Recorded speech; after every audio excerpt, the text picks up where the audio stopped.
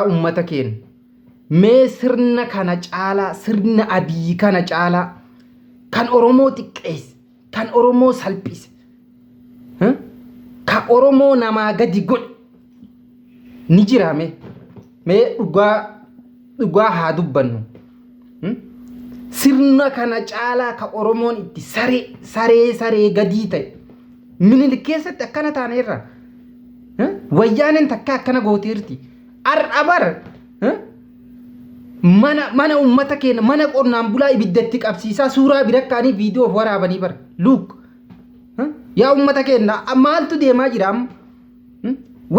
wanti akkana takkaa raawwatamee beeka mee wayyaanee waggaa 30 bulchite biyya kana wanti akkana raawwatamee raame Arsii keessaa mana gubataa jira bar hawaasa guutuu gubanii buqqisanii bar wajji gumnaa jana even ummata illee isin gumnaa kun olaal gumnee jirra sirni akkanaan jira salphina akkana xiqqeen akkana xiqqaatee jira arda bar Oromoo yoo fudhattee bar magaalaa keessa kadhattuun Oromoodha bar kadhattuun akkana ummanni keenya akka bara kana akka sirna kana sirna biyyalatti hiyyoome miskiina'ee beeka mee jireenya akkamii keessa jira mee jireenya tokko baadiyyaan magaalaan jireenya akkamii keessa jira mee ummanni keenya mee jireenya akkamii jiraata qananii jirtan kooriidarii isarratti suuraa ka'aa jirta riizortii isaa itti bashannanaa jirta dargaggeessa kamtu riizortii isaa dhaqee bashannanuu jira kooriidarii kamitti bashannanuu jirta diimlaayitii nyaatta mee jireenya akkamii keessa jirta mee dargaggeessi jireenya akkamii keessa jira baadiyyaan mee jireenya akkamii keessa jirti magaalaan jireenya akkamii keessa jira daldalaan maal keessa jira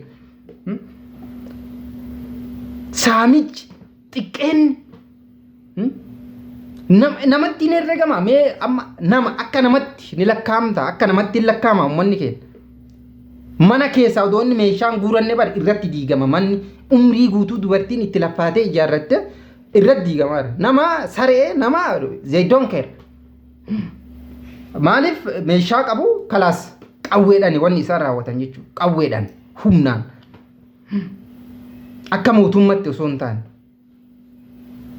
duuba maal eega Oromoo maal Oromoon sirna haqaa fiduuf qabsaa'e malee bari gooftaa Oromoo hattuu Oromoo aangoo qabsiisuuf miti jedha Oromoon akka hattuun Oromoo akka aangoo qabattuuf miti jedha sirni haqaa akka dhufuuf sirna irratti qabsaa'e malee Tigree waan biyya bulchaa turteef hin qabsooyne Oromoon Amaarii waan biyya bulchaa tureef miti Oromoon kan qabsaa'e sirna irratti qabsaa'e jechuudha sirni kaleessa akka Tigreen Oromoo hin ajjeesin Amaarri Oromoo akka hin ajjeesin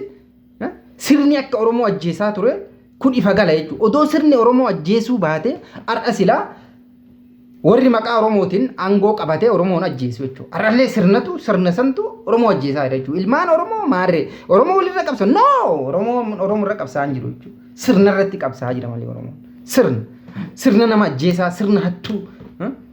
sirna korraaptii ta'e irratti qabsaa'u jira malee